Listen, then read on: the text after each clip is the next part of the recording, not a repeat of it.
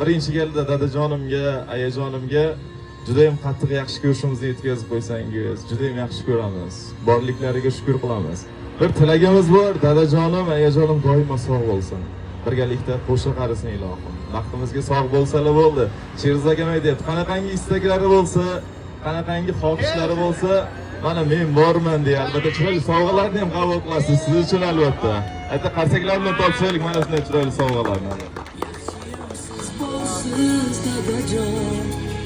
Rahmat.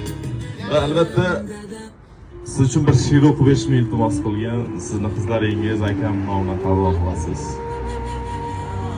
O'z sirdingiz birovlardan kam qilmasdan, bolam deya ko'zimizni nam qilmasdan, yashadingiz bizlarni deb dam bilmasdan, ota-onam boringizga shukronalar.